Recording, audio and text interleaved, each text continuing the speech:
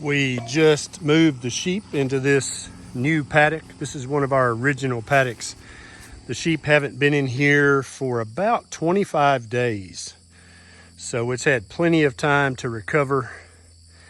And as you can see, it's full of red clover and a smorgasbord of different grasses. There's some common ragweed. They'll eat the tips off that. They love giant ragweed, but they'll eat common ragweed too. Not the entire plant, just the fresh shoots. There's some poison ivy running up that tree. I'll pull that down so they can eat those leaves. I love it when I can turn briar leaves or poison ivy leaves into sheep meat. That makes me very happy.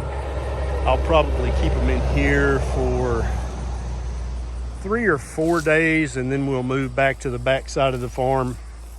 Now this is poke salad. I recently saw somebody post on Twitter a weed that they thought was poke, but it definitely was not, and they were about to eat it. It was actually burnweed, so I had to yell at them and tell them don't eat that. But this is very high in oxalates. If humans eat this, they have to boil it and drain the water, boil it again, drain the water.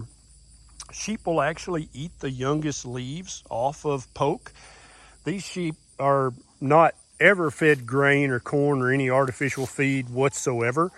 So they actually have a natural intelligence about what they should eat and what they shouldn't eat. The lambs learn from their mom what to eat and what not to eat. Man, look at them going to town. Look at that. So they'll eat a few of these leaves, but they'll eat just enough to get the nutrition they need. They might even need a little bit of oxalate to fight parasites, but then they'll stop eating this.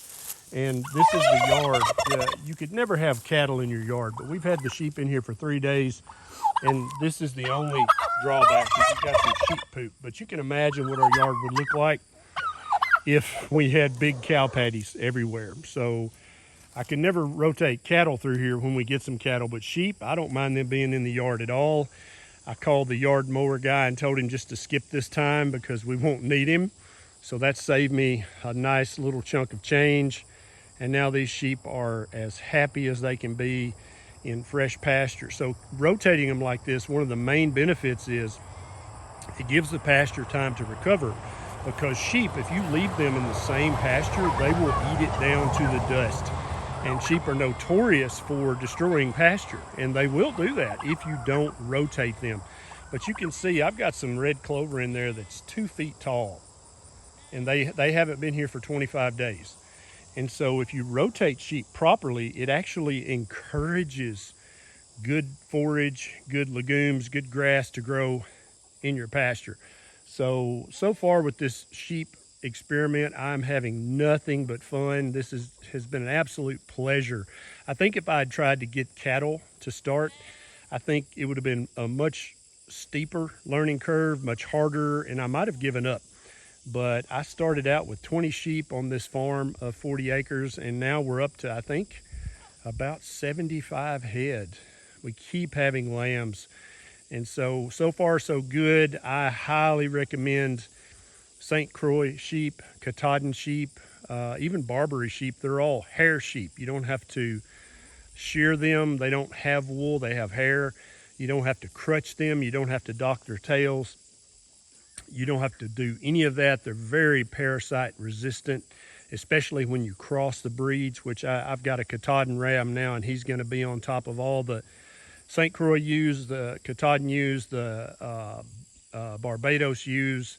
I don't have any of the other varieties of hair sheep yet, but I'd like to one day have all different varieties of hair sheep. Look at them. They don't even know what to do. They're just walking around like, oh, this is good. Oh, this is good. Oh, wait, this is good too. So if you're thinking about getting sheep, I would highly recommend you get at least 3, because they're not really happy if there's just 1 or 2. Get a ram and 2 ewes.